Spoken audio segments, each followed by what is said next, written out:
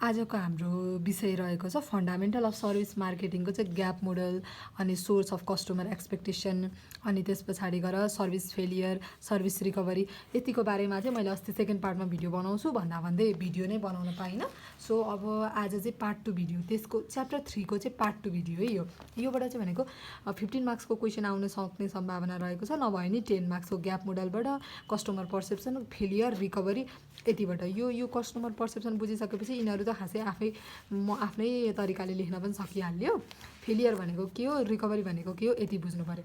अब यति बुझ्नको लागि चाहिँ मसँग यो पनि छ, किनकि मैले योबाट देखाउन पनि सक्छु, यहाँबाट बुझाउन पनि सक्छु, तर योभन्दा चाहिँ मैले बनाएको नोट अलि सजिलो हुन्छ कि जस्तो लाग्यो मलाई देखाउनको लागि। किनकि यहाँनिर भनेको ग्याप मोडल चाहिँ यहाँनिर हजुरहरूलाई पहिले म यही देखाएँ। ग्याप मोडलमा चाहिँ के छ, यहाँनिर यो त हजुरहरूले पढ्न सकिहाल्नुहुन्छ, बुझिने खालकै तरिकाले दिएको छ। मेरो नोटभन्दा अलि यसमै विश्वास लाग्छ कि भनेर। अनि त्यस पछाडि अब चाहिँ अर्को के रहेको छ, यहाँनिर यो फिगर दिएको छ। हामीले अब मार्क्स तान्ने भनेको फिगरबाट न हो, तर यहाँनिर यो फिगर यसरी दिएको छ कि कताबाट कता लाइन लगेको हामीले जुन बुझ्नलाई अलिक गाह्रै पर्ने खालको छ। यो तलको व्याख्या त हामीले यहीँबाट पढ्दा ठिक हुन्छ, तर फिगर चाहिँ म बुझाउने कोसिस गर्छु। अब त्यस पछाडि यो रहेको छ, स्क्रिनसट गरेर अथवा हेर्न सक्नुहुन्छ हजुरहरूले यो। अब यहाँनिर ग्राहकको आशाको कुराहरू पनि यहाँ दिएको छ यसरी, यदि हजुरसँग सोल्युसन छैन भने। अनि भनेको यो अर्को छ, यो सर्भिस रिकभरीको बारेमा यहाँ यो बुझ्नु होला। अब त्यस पछाडि यति भइसकेपछि सक्यो, यति भयो, यताको नपढ्दा भइहाल्छ। अब ग्याप मोडल मैले बनाएको तरिकाले चाहिँ ग्याप मोडल भनेको म चाहिँ इक्जाममा 15 मार्क्सको क्वेसन आयो भने कसरी लेख्छु टाइपले चाहिँ म यहाँ भन्न गइरहेको छु। ग्याप मोडल यसरी ग्याप मोडल लेख्ने, अब प्रश्न नम्बर 1 को उत्तर गर्ने, ग्याप मोडल गर्ने। अब भनेको त्यसमा सेवा प्रदायक र ग्राहक बीच अपेक्षा र प्राप्त गरेको सेवाको अनुभव बीच हुने अन्तरलाई ग्याप मोडल भनिन्छ। अब भनेको ग्राहकले अपेक्षा गरेको भन्दा राम्रो सेवा पाए सन्तुष्टि र कम सेवा पाए असन्तुष्टि हुन्छ। ग्याप मोडलले सेवा प्रदायक र सेवाग्राही बीच हुने कमजोरी तथा अन्तर पहिचान गर्नमा मद्दत गर्दछ। सेवा भनेको चाहिँ वस्तुहरू जस्तो के हो भने, वस्तुहरू जस्तो चाहिँ किन्नुभन्दा अगाडि नै थाहा पाइने कुरा होइन। सेवा भनेको लिइसकेपछि, अनुभव गरिसकेपछि थाहा पाइन्छ। जस्तै मानौँ अब हामीले चाहिँ एउटा बस सर्भिस लियौँ, अनलाइन टिकट काट्यौँ, यहाँदेखि नाइट बसमा चाहिँ विराटनगर जाने अनलाइन टिकट काट्यौँ। अब टिकट काट्नुभन्दा अगाडि हामीले टिकट काट्ने काउन्टरबाट हामीले चाहिँ के कुरा थाहा पायौँ, कम्फर्टेबल सिट छ, अनि त्यस पछाडि गएर झ्यालको सिट छ, अनि एसी सहितको बस छ भनेर हामीले उनीहरूको वर्ड अफ कम्युनिकेसनको आधारमा सेवा लियौँ। अब सेवा लिइसकेपछि हामीलाई हाम्रो मनमा के रह्यो, उनीहरूले भनेअनुसार हामीले सेवा प्राप्त गर्छौँ। रातभरि हामी सुतेर जान पाउँछौँ, एसीमा सुतेर जान पाउँछौँ भनेर हामीले एउटा इच्छा व्यक्त गऱ्यौँ, अपेक्षा राख्यौँ, आश राख्यौँ। अनि अब हामीले चाहिँ सेवा लिइसकेपछि अब बेलुका हामी गाडी चढ्न गयौँ, गाडी चढ्यौँ, भोलिपल्ट बिहान विराटनगर पुगुन्जेलसम्म हामीले चाहिँ अपेक्षा गरेको सेवा प्राप्त भयो कि भएन। यदि सेवा प्राप्त भयो कि भएन भन्ने त्यो हाम्रो अपेक्षा र अनुभव, हामीले सेवा प्राप्त गरिसकेपछि लिएको अनुभवको ग्याप नै मोडल हो क्या। यो भनेको ग्याप मोडल भनिन्छ त्यसैलाई। अब यो चाहिँ के हुन्छ, ग्याप 2 किसिमका हुन्छ, एउटा भनेको कस्टमर ग्याप, अर्को भनेको मार्केट ग्याप। यति अब यहाँनिर पनि छ, तर यो अलि बुककै जस्तो गजाङ गुजुङ जस्तो देखिएको कारणले गर्दा हजुरहरूले चाहिँ कस्टमर ग्याप, मार्केट ग्याप लेख्नु। अब त्यस पछाडि गएर कस्टमर ग्याप लेखेर चाहिँ यति लेखे भयो। कस्टमर ग्यापमा यो फिगर बनाए भयो, दुईवटा छुट्टै फिगर बनाउँदा अझ सजिलो हो। कस्टमर ग्याप भनेको यो एक्सपेक्टेड सर्भिसमा यस्तो तल एरो लाउने अनि प्री रिसिभ सर्भिसमा माथि एरो लाउने, यो दुईवटा बिचको ग्याप भनेको ग्राहक अन्तर। अघि मैले ग्याप मोडलमा माथि जे भने त्यही कुरा नै हो। अनुभूति सेवा, ग्राहकले अनुभूति गरेको सेवा र अपेक्षित सेवा बिचको फरकलाई यो ग्राहक अन्तर भनिन्छ। यति लेखेर थोरै व्याख्या त गर्नु पर्यो, 15 मार्क्सको क्वेसन हो। अब व्याख्या कसरी गर्ने, यहाँबाट जाने फेरि अपेक्षित सेवालाई मुख्यतया अपेक्षित सेवा भनेको एक्सपेक्टेड सर्भिसलाई मुख्यतया 3वटा तत्त्वले प्रभाव पार्दछ। ती हुन् past experience, personal need and word of communication, जसका आधारमा कस्टमरले आफ्नो अपेक्षा निर्धारण गर्दछन्। यसरी ग्राहकले अपेक्षा गरेको र वास्तवमा अनुभव गरेको सेवा बीचको अन्तरलाई कस्टमर ग्याप भनिन्छ। Customer gap equals to expected service minus pre receive service. यति लेख्नुभयो भने एकदम राम्रो हुन्छ। यहाँनिर पनि लेख्न खोजेको कुरा त त्यही हो, तर अलिक गाजाङगुजुङ भयो। यो यहाँनिर अपेक्षित सेवा चाहिँ यो past experience, personal need, word of कम्युनिकेसनले फरक पार्छ भन्ने कुरा हो। तर यो नगर्ने, अघि मैले यतापट्टि देखाएको फिगर प्लस यति गरिसकेपछि ट्याक्ट्याक्कै 6 मार्क्स। अब बाँकी रह्यो यति। अब भनेको मार्केटर ग्याप। मार्केटर ग्याप चाहिँ फेरि 4वटा हुन्छ नि। फेरि यहाँनिर के पर्दछ? लिसनिङ ग्याप, एउटा लिसनिङ ग्याप, एउटा भनेको service design and standard gap, अर्को भनेको पर्फर्मेन्स ग्याप, अर्को भनेको कम्युनिकेसन ग्याप। यसरी यो चाहिँ 4वटा कुरा रहन्छ। धेरै कपी हल्लाएँ कि क्या हो मैले। अनि त्यस पछाडि यो के अरे एक्सपेक्टेड सर्भिस र म्यानेजमेन्ट यो पर्सेप्सन बिचको ग्यापलाई लिसनिङ ग्याप भनिन्छ। यसरी फिगर बनाउनु। यो तल माथि गरेर यो दुईपट्टि एरो लाउने बिचमा यो पनि तल माथि गर्ने बिचमा यो, अनि त्यस पछाडि गएर यो बिचको ग्याप यो भनिन्छ, यो बिचको ग्याप चाहिँ यो। त्यसरी अब अलिअलि त व्याख्या त गर्नु पर्यो। लिसनिङ ग्याप शून्य अन्तर, नेपालीमा शून्य अन्तर भन्छ यसलाई। संस्थाले ग्राहकको आवश्यकता सही रूपमा नबुझ्दा हुने अन्तर शून्य अन्तर हो। माथिको चित्रमा एक्सपेक्टेड सर्भिस र म्यानेजमेन्ट पर्सेप्सन बिचको ग्याप लिसनिङ ग्याप हो। सक्यो। अब service designing and standard gap, सेवा डिजाइन तथा मापदण्ड अन्तर। यस अन्तर्गत ग्राहकको आवश्यकता बुझे पनि त्यस अनुसारको सेवा मापदण्ड बनाउन नसक्नु पर्दछ। माथिको चित्रमा डिजाइन, सर्भिस क्वालिटी र म्यानेजमेन्ट पर्सेप्सन बिचको gap service design and standard gap हो। सक्यो। दुईटाको व्याख्या यति भइहाल्यो। अब अर्को भनेको मैले चौथोको त व्याख्या गरेको रहेन रहेछु। तेस्रो भनेको चाहिँ पर्फर्मेन्स ग्याप, सेवा वितरण अन्तर। अब यो भनेको बनाइएको मापदण्ड अनुसार कर्मचारीले सेवा नदिनु, दिन नसक्नु, दिन नसक्दाखेरि उत्पन्न हुने अन्तर चाहिँ सेवा वितरणको अन्तर हो। अब यो चाहिँ के हो भने यहाँ सर्भिस डेलिभरी र डिजाइन, हामीले डिजाइन गरेको क्वालिटी रेडी पारेको कुरा चाहिँ डेलिभरी चाहिँ समयमा गर्न नसक्नु, त्यो वितरण गर्न नसक्दाखेरिको चाहिँ ग्यापलाई पर्फर्मेन्स ग्याप भनिन्छ।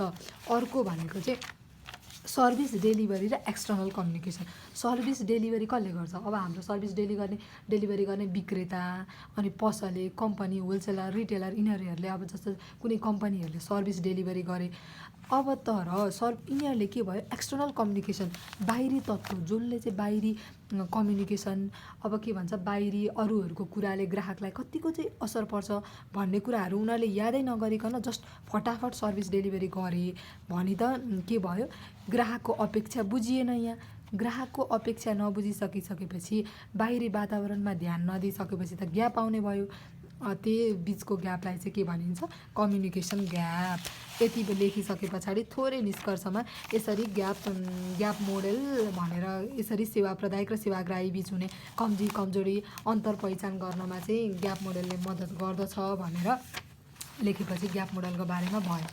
अब अर्को रहेको छ सोर्स अफ कस्टमर एक्सपेक्टेसन। अब ग्राहकको आशाको स्रोत। ग्राहकको आशा भनेको के हो? भनेको चाहिँ ग्राहकले राखेको अपेक्षा भइहाल्यो। अब कहाँबाट चाहिँ ग्राहकले आफ्नो आशा निर्माण गर्छन् भन्ने कुरा त अघि पनि मैले यहाँनिर भनेको थिएँ। यहीँ पास्ट एक्सपिरियन्स, पर्सनल निड, यहाँबाट। अब यो 10 मार्क्समा आउने क्वेसन हो। यसलाई व्याख्या अघि मैले सोल्युसनमा देखाइदिएको कुराहरू चाहिँ स्क्रिनसट गरेर अथवा त्यहाँनिर पज गरेर हेर्नु होला। यहाँ चाहिँ जस्ट मैले मेन कुराहरू मात्रै भनेको छु। यो भनेको पर्सनल निड, व्यक्तिको आवश्यकता। अब जस्तै मलाई चाहिँ केही सेवा चाहिएको छ, मैले सेवाको आवश्यकता, मेरो सेवा प्राप्त गर्ने अधिकारको आधारमा मैले आशा राखेको हुन्छु नि त। आशा मान्छेले फरक तरिकाले राख्छन्। अब मलाई चाहिँ अति धेरै पानीको आवश्यकता छ त मलाई के हुन्छ? मेरो मिनिमम पानीको क्वालिटी नभए पनि मलाई के हुन्छ? मिनिमम मलाई पानी चाहिएको छ, खाने पानीको जार आइदिए हुन्थ्यो भन्ने मलाई लाग्छ भने अर्कोले के राखेको हुन्छ? योमा त अझै धेरै गुणस्तर हुनु पर्यो, मसँग पानी छँदैछ अहिले। यो टाइपको आशाले, व्यक्तिगत आवश्यकताले पनि आशालाई फरक पार्छ। आशाको सोर्स भनेको एउटा व्यक्तिगत आवश्यकता पनि हो। पास्ट एक्सपिरियन्स भनेको पहिलेको अनुभव। अब पहिला सेवा लिँदा प्राप्त गरेको अनुभवले पनि फरक पार्छ नि त आशाको लागि। पहिला त यति राम्रो वस्तु प्राप्त गरेको थियो, अहिले हामीले किन त्यस्तो प्राप्त गरेनौँ, पहिलाको जस्तै हुनु पर्यो अथवा पहिलाको भन्दा राम्रो हुनु पर्यो भनेर चाहिँ पहिलाको एक्सपिरियन्सले पनि फरक पार्छ। यहाँबाट पनि ग्राहकको आशाको जन्म हुन्छ। अब वर्ड अफ कम्युनिकेसन भनेको पूर्व उपभोक्ताद्वारा व्यक्त गरिएका विचार अनुभवहरूले पनि त फरक पार्छ। अब पहिलेको ग्राहकहरूले चाहिँ यो सामान राम्रो छैन भन्यो भने हामीले त त्यो सामानप्रति राम्रो आशा नै राख्दैनौँ नि त, त्यो सेवाप्रति राम्रो आशा नै राख्दैनौँ। पहिलाकोले राम्रो छ भनेर उनीहरूको गुड रिभ्यू देख्यौँ भने हाम्रो राम्रो आशा हुन्छ, त्यही मिलाएर लेख्ने यहाँ। अनि त्यस पछाडि गएर व्यक्तिगत कल्पना। अब मान्छेले इमेजिन गरेको हुन्छ नि त। अब जस्तै म बेलुका नाइट बसमा यहाँबाट विराटनगर जाने एसी भएको बसमा, डिलक्स बसमा भन्ने बित्तिकै मेरो छुट्टै कल्पना हुन्छ होइन, यस्तो हुन्छ होला, त्यहाँनिर त यस्तो हुन्छ भनेर हामीले जुन कल्पना राखेको हुन्छौँ त्यसको आधारमा पनि ग्राहकको आशाको स्रोत चाहिँ त्यहाँबाट उत्पन्न हुन्छ। अब कसरी लेख्ने त? पर्सनल निड व्यक्तिगत आवश्यकताले पनि ग्राहकको व्यक्तिगत आवश्यकता पनि ग्राहकको आशाको स्रोत हो भनेर सुरुवात गर्ने, यसको लेख्ने आफै। अब त्यस पछाडि गएर सर्भिस फेलियर भनेको के हो? सेवा असफलता। सर्भिस ग्याप बढी हुनु नै सेवा असफलता हो। यो अन्तर जति कम भयो त्यति ग्राहकले राम्रो मान्दछन्। सेवा प्रदान गर्ने प्रक्रिया लामो हुन्छ। यही क्रममा विभिन्न ठाउँबाट सेवा चुइन्छ र सेवाको स्तर घट्छ। यसरी सेवाको स्तर घटेमा ग्राहक सेवाप्रति आकर्षित नभई विकर्षित हुन्छ। त्यसैलाई सर्भिस फेलियर भनिन्छ। Reason for service failure. किन चाहिँ सर्भिस फेलियर भन्ने रिजन भनेको अघिको ग्याप नै हो। अगाडिको ग्याप मोडलको बारेमा हुबहु लेख्दिँदा केही फरकै परेन। ग्राहक अन्तर एउटा भनेको ग्राहकले राखेको अपेक्षा र सेवा प्राप्त गरेपछि त्यसको अनुभव बीच मेल नखाएमा ग्राहक अन्तरको स्थिति सृजना हुन्छ। यसबाट सेवा असफलता हुन जान्छ। अब सेवा असफलता भइसकेपछि त हामीले सुधार गर्नुपर्ने सोचो कुराहरू लेख्दा भइहाल्यो। अब भनेको सेवा प्रदायक अन्तर भनेको सेवा प्रदान गर्ने संस्थाको क्षेत्रमा बढ्न जाने अन्तर। अघिको जस्तै त्यो listening gap, service delivery gap, यो कुराहरू चाहिँ यसमा पर्छ सर्भिस फेलियरमा। अब सर्भिस फेलियरमा त्यो कुराहरू पर्यो। त्यस पछाडि चाहिँ यहाँनिर के रहेको छ? सर्भिस फेलियर भनिसकेपछि सर्भिस रिकभरी भनेको सेवा ठिक पार्नु हो। यहीँनिर चाहिँ सेवालाई ठिक गर्नको लागि चाहिँ हामीले के गर्नुपर्छ? यहाँनिर के भनेको छ? यहाँनिर भनेको चाहिँ सेवालाई पुनः दिनु, ठिक पार्नु भनेको फेरि गर्नु नभएर उपभोक्ताको समस्या समाधान गर्नु भन्ने बुझिन्छ। यहाँनिर समस्या समाधानको सबैभन्दा ठुलो र महत्त्वपूर्ण उपाय भनेको समस्या नै हुन नदिनु हो। यो उपभोक्ताको दिमागमा बन्दछ र व्यवहारबाट व्यक्त हुन्छ। त्यसैले उपभोक्ताको व्यवहार हावभावलाई मूल्याङ्कन गर्नु, व्यक्त हुनुभन्दा पहिले नै समाधान गर्नुपर्छ। उपभोक्ताको समस्या समाधानका केही उपायहरू तल व्याख्या गरिएको छ। कसरी चाहिँ समस्या समाधान गर्ने? एउटा भनेको शिकायत गर्ने अवसर दिने। सन्तुष्टि भएको कुराहरूलाई चाहिँ सन्तुष्टि नभएको कुराहरू चाहिँ उनीहरूले दर्ता गराउन्, शिकायत गराउन्, त्यसको लागि चाहिँ अवसर दिने। अर्को भनेको त्यस पछाडि गएर उनीहरूले भनेको कुराहरू चाहिँ कतिको सत्य तथ्य छन् भनेर हामीहरूले चाहिँ सूचना सङ्कलन गर्ने। उनीहरूको शिकायत चाहिँ राम्रो छ कि छैन, ठिक छ कि छैन भनेर हामीले आफ्नो प्रडक्टहरू चेक गर्ने, सर्भिस चेक गर्ने, हाम्रो सर्भिसमै काहीँ कमजोरी छ कि भनेर चेक गर्ने।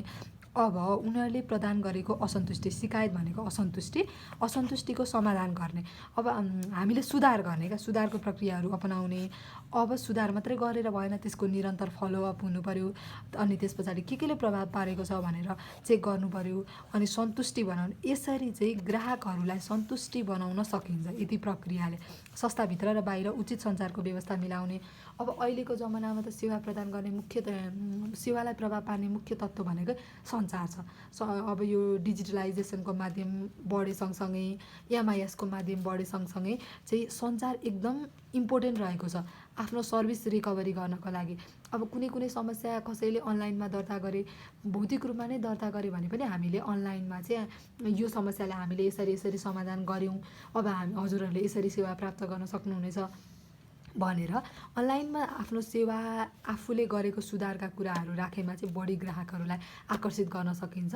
यसरी वर्तमान समयमा ग्राहक यो सेवा ठिक गर्न सकिन्छ भनेर लेख्यो भने सक्यो। यति हो। सर्भिस इन्काउन्टर भनेको के हो भनेर यो अगाडि नै मैले भनिसकेको थिएँ। यो सेवा प्राप्त गर्ने तौर तरिका प्रत्यक्ष अप्रत्यक्ष सेवा प्राप्त गरेको समयलाई नै सर्भिस इन्काउन्टर भनिन्छ।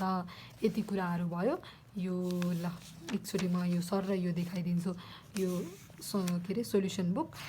यो पछाडिको कुराहरू त इम्पोर्टेन्ट नै छैन, किनकि अब हामीले अहिलेसम्म यसो हेर्दाखेरि क्वेसनको प्याटर्न हेर्दाखेरि चाहिँ पहिला सोधेकै क्वेसन बारम्बार रिपिटेसन भइरहेको छ।